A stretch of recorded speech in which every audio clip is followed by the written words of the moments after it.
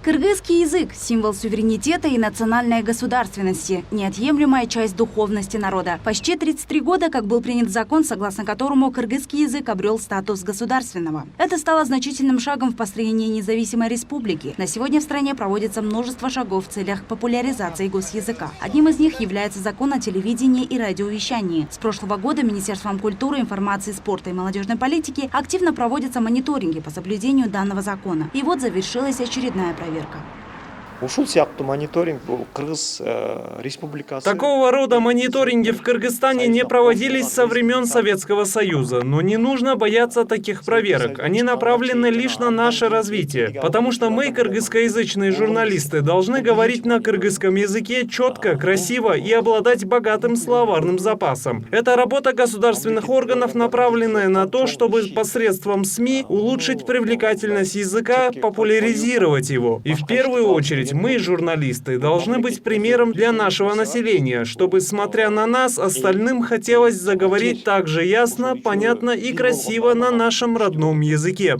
Кстати, как таковых грубых нарушений у кыргызоязычных журналистов в ходе мониторинга специалисты не выявили. Все не так плохо. Есть диалект, неправильные переносы у печатников и ошибки в бегущих строках. Но это все исправимо, подбадривают члены комиссии мониторинга. Это лишь шаг к тому, чтобы кыргызский язык не только стал популярным, но и достиг чистоты в речи кыргызстанцев.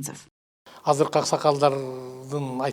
сожалению, вы не застали тех аксакалов, которые, даже не получив высшее образование, говорили так красиво, что никто не смог оторваться. Я говорю не о наших аксакалах, а о тех, которых застал я. А именно такой красивый, богатый кыргызский язык мы должны вернуть. Но как это сделать, если журналисты не так четко и правильно говорят? Поднятие статуса государственного языка – это способ сохранения культуры и истории образующего государства этноса. Если сравнивать с другими странами постсоветского пространства, то наш закон о государственном языке является самым либеральным. И необходимо в полной мере популяризировать наш язык. Поэтому данный мониторинг является очень важным.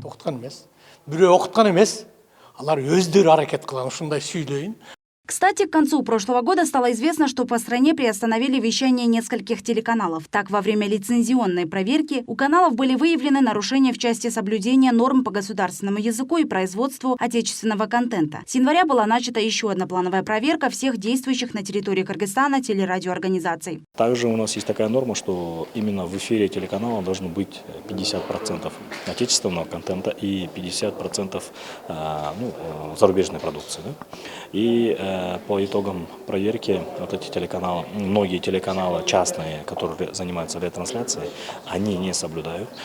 Все наши гостелерадиоорганизации дают хорошие показатели. По итогам прошлой проверки мы в прошлом году проверили 49 телерадиоорганизаций. И наши сотрудники выезжают на места, в офисы этих телерадиоорганизаций, проверяют и выявляют нарушения. Потом они дают, получается, предупреждение. Второе – это штраф. И третье – временное приостановление, аннулирование лицензии, можно сказать. Итак, сегодня в столице обсуждали пути развития языка, недопущения ошибок. На встрече приняли участие представители Министерства культуры, информации, спорта и молодежной политики, Национальной комиссии по государственному языку и языковой политике и СМИ. Такого рода мониторинги будут проводиться и далее, обещают организаторы. Айза Дурумбаева, Нурдан Сергеев, Пирамида.